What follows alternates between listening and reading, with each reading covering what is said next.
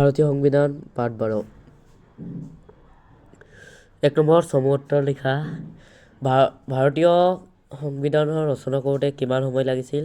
উত্তৰ: ভাৰতীয় সংবিধান ৰচনা কৰোঁতে 2 বছৰ 11 মাহ 18 দিন সময় লাগিছিল। খ নম্বৰ: কোন চনত ভাৰতীয় সংবিধানখন সম্পূৰ্ণৰূপে কাৰ্যকৰী কৰা হয়? উত্তৰ: 1950 চনৰ 26 জানুৱাৰী তাৰিখে ভাৰতীয় সংবিধানখন সম্পূৰ্ণৰূপে কাৰ্যকৰী কৰা হয়। গ নম্বৰ: কেতিয়াৰ পৰা ভাৰতৰ সদস্য নিৰ্বাচন প্ৰক্ৰিয়া আৰম্ভ হয়? উত্তৰ: 1892 চনৰ সংশোধিত ভাৰত পৰিষদ আইন মতে ভাৰতৰ সদস্য নিৰ্বাচন প্ৰক্ৰিয়া আৰম্ভ হয়। গ নম্বৰ: 1935 চনৰ ভাৰত চৰকাৰৰ আইনত কি ব্যৱস্থা প্ৰৱৰ্তন কৰা হৈছিল?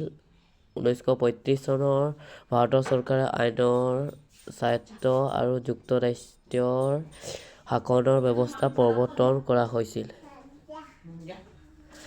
গ নম্বৰ: সংবিধান সভাৰ খচৰা কমিটিখন কেতিয়া গঠন কৰা হৈছিল? উত্তৰ: সংবিধান সভাৰ খচৰা কমিটিখন 1947 চনৰ 29 আগষ্ট তাৰিখে গঠন কৰা হৈছিল। 2 নম্বৰ: খালীৰে পূৰণ কৰা। ভাৰতীয় সংবিধানত 395টা অনুচ্ছেদ, 12টা অধ্যায়, 12টা অনুসূচী আছে।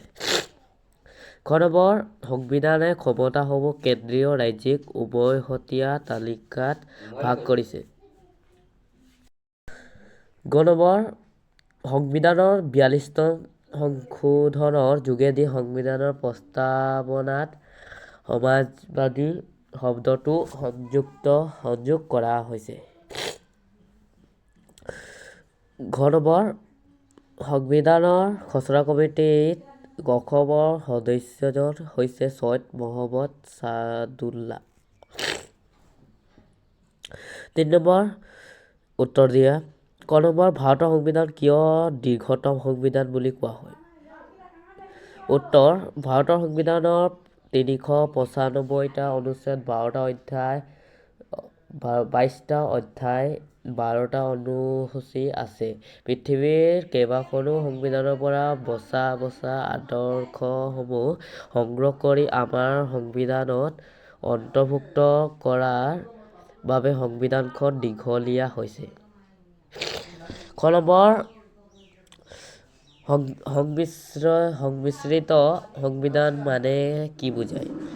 উত্তৰ: ভাৰতীয় সংবিধানৰ কিছুমান দফা সহজে সংশোধন কৰিব পাৰি, আনহাতে কিছুমান দফা সালসলনি কৰিবলৈ কিছুমান বিশেষ আইন প্ৰণয়ন কৰিবলগীয়া হয়, অৰ্থাৎ ই নমনীয় আৰু অনমনীয়ৰ সংমিশ্ৰণ।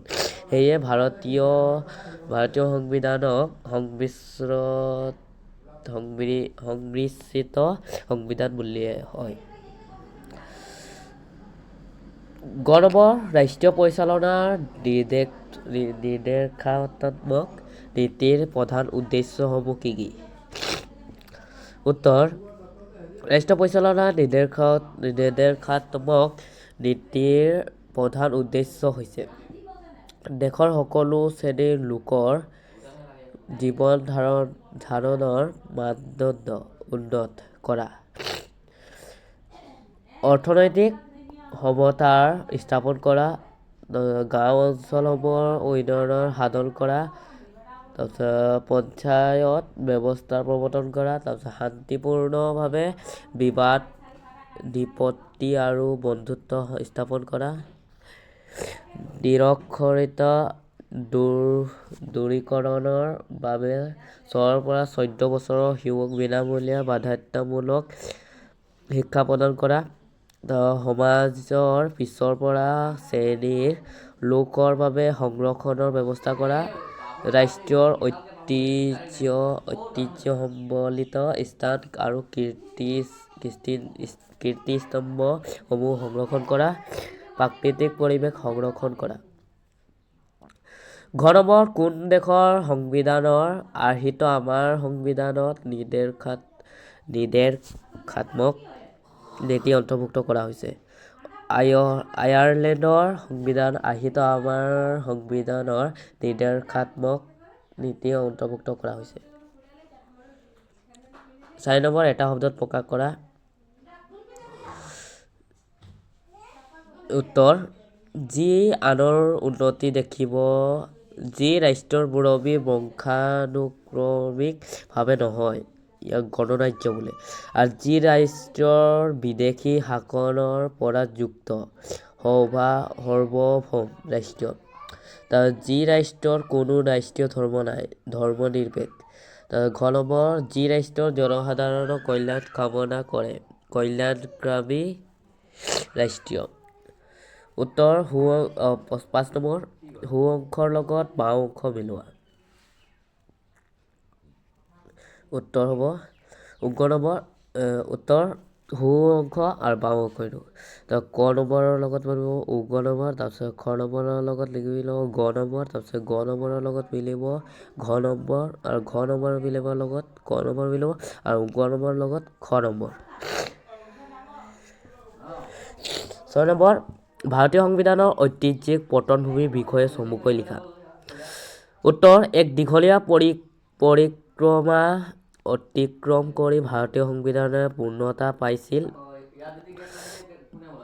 1857 চনৰ চিপাহী বিদ্ৰোহৰ পিছতে ব্ৰিটিছ চৰকাৰৰ এক আইন প্ৰণয়ন কৰি ভাৰতৰ শাসনভাৰ ইষ্ট ইণ্ডিয়া কোম্পানীৰ পৰা ইংলেণ্ড ৰাণীৰ প্ৰত্যক্ষ শাসনৰ তললৈ যায়।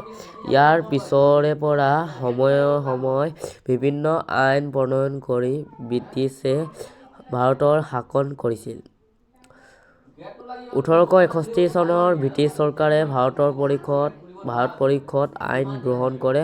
এই আইনখনে ভাৰতীয় প্ৰশাসনৰ বিকেন্দ্ৰীকৰণ কৰি ভাৰতৰ প্ৰতিনিধিমূলক শাসন ব্যৱস্থাৰ সূচনা কৰিছিল। 1892 চনৰ সংশোধিত ভাৰত পৰিষদ আইন গৃহীত হোৱাৰ পৰাই ভাৰতৰ নিৰ্বাচনৰ প্ৰক্ৰিয়া প্ৰৱৰ্তন হয়। এই আইনখনে ভাৰতীয় লোকসকলৰ হস্তক্ষেপ কৰিব পৰা নাছিল। 1909 চনত ভাৰত চৰকাৰে আইন গৃহীত হৈছিল যদিও ভাৰতীয় তাতো হস্তক্ষেপ হোৱা নাছিল। এই আইনখনক মৰলে মিণ্টো সংস্কাৰ আইন বোলে। 1919 চনত ভাৰত চৰকাৰে ভাৰতৰ এক প্ৰকাৰ স্বায়ত্ত শাসন ব্যৱস্থা প্ৰৱৰ্তন কৰিছিল যদিও ইয়াৰ পৰিসৰ বৰ সীমিত আছিল।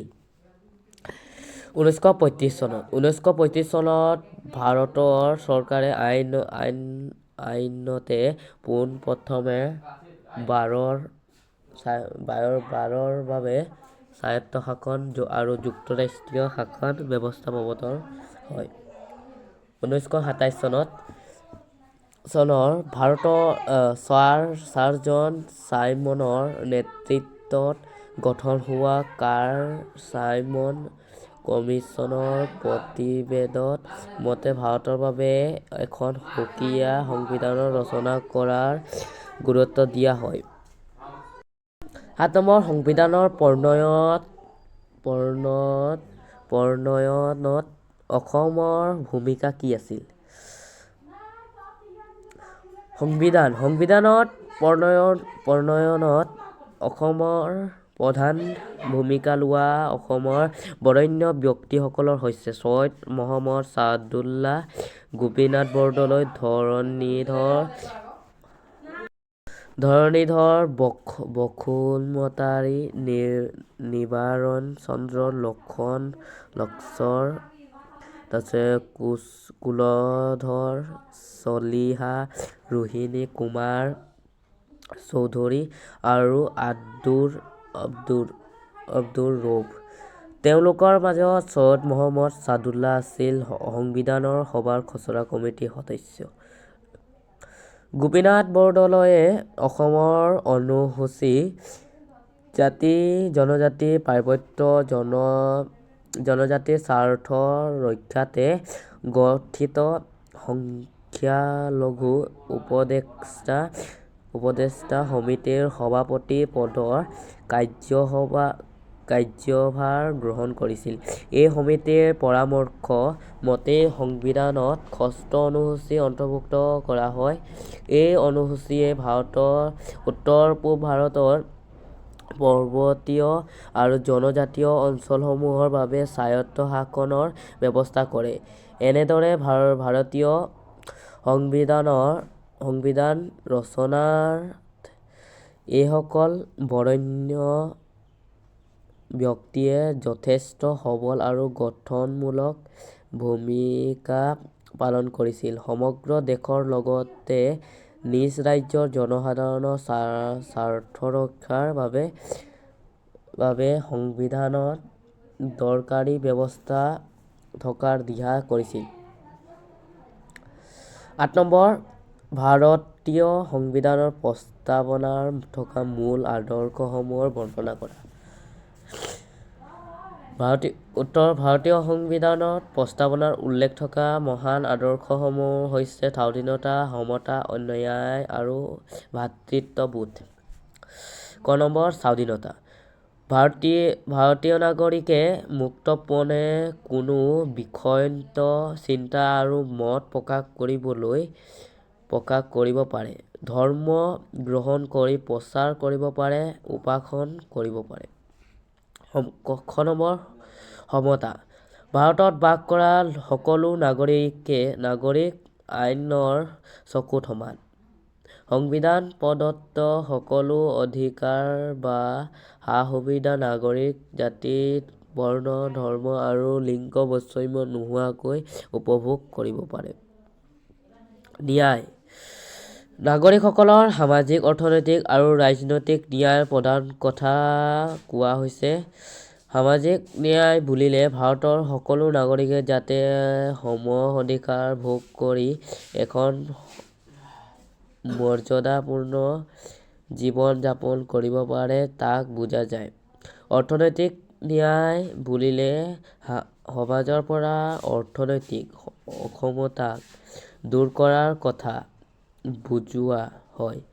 ইচ্ছামতে কৰ্মসংস্থাপন বিচাৰি লোৱাৰ অধিকাৰ, কাম কৰাৰ অধিকাৰ, উপযুক্ত মজুৰি পোৱাৰ অধিকাৰ, জিৰণি লোৱাৰ অধিকাৰ ইত্যাদি অৰ্থনৈতিক ন্যায়ৰ ইংগিত দিয়ে। ৰাজনৈতিক ন্যায় বুলিলে প্ৰাপ্তবয়স্ক নাগৰিকে সেইবোৰ সা-সুবিধা পোৱা বুজায় যাৰ দ্বাৰা ৰাষ্ট্ৰীয় বা চৰকাৰৰ কাম-কাজ প্ৰত্যক্ষ আৰু পৰোক্ষভাৱে অংশগ্ৰহণ কৰিব পাৰে। ভোটাদান স্বাধীনতা, প্ৰতিদ্বন্দ্বিতা কৰাৰ স্বাধীনতা, চৰকাৰৰ চাকৰিৰ বাবে আবেদন কৰাৰ স্বাধীনতা ইত্যাদি। গ নম্বৰ ভাতৃত্ববোধ। এই ধাৰণাই ভাৰতত বাস কৰা সকলো জাতি, ধৰ্ম আৰু সংস্কৃতিৰ লোকৰ মাজত সম্প্ৰীতি, সহমৰ্মিতা আৰু একতা থকাৰ কথাকে বুজায়। ৯ নম্বৰ চমুটোকা লিখা। ড ভীমৰাও আম্বেদকাৰ। উত্তৰ: ড ভীমৰাও আম্বেদকাৰৰ সম্পূৰ্ণ নাম বাবা চাহেব ভীমৰাও আম্বেদকাৰ। আম্বেদকাৰে ভাৰতীয় সমাজত থকা অস্পৃশ্যতাৰ দূৰীকৰণৰ বাবে সংবিধানত মৌলিক অধিকাৰ সন্নিৱিষ্ট কৰি সামাজিক সমতা প্ৰতিষ্ঠা কৰিছিল। মহিলাসকলৰ প্ৰতি লক্ষ্য ৰাখি শিক্ষা আৰু সম্পত্তিৰ অধিকাৰৰ ওপৰত গুৰুত্ব দিছিল। ভাৰতীয় সংবিধান খনন কাৰ্যক্ৰম কৰিবলৈ তেওঁ দৃঢ় পদক্ষেপ গ্ৰহণ কৰিছিল। খ নম্বৰ ড ৰাজেন্দ্ৰ প্ৰসাদ।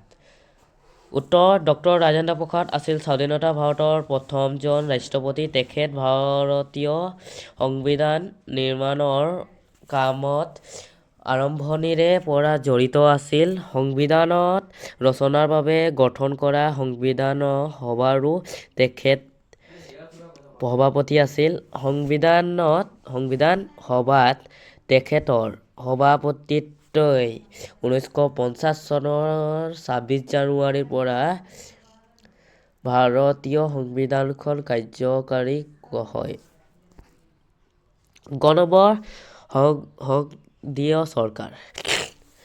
এনে চৰকাৰ ব্যৱস্থাত দেশৰ ৰাষ্ট্ৰপতিৰ নাম মাত্ৰ মুৰব্বী হিচাপে থাকে। তেওঁৰ নামত দেশৰ শাসন কাৰ্য পৰিচালিত হয়। ভাৰতীয় সংবিধানত চৰকাৰৰ ব্যৱস্থা কাৰ্যপালিকাৰ ক্ষমতা ৰাষ্ট্ৰপতিৰ হাতত অৰ্পণ কৰা হৈছে। কিন্তু ৰাষ্ট্ৰৰ সকলো ক্ষমতা প্ৰধানমন্ত্ৰী আৰু তেওঁৰ নেতৃত্বত থকা মন্ত্ৰী পৰিষদে প্ৰয়োগ কৰে। মন্ত্ৰী পৰিষদখন লোকসভাৰ ওচৰত দায়বদ্ধ।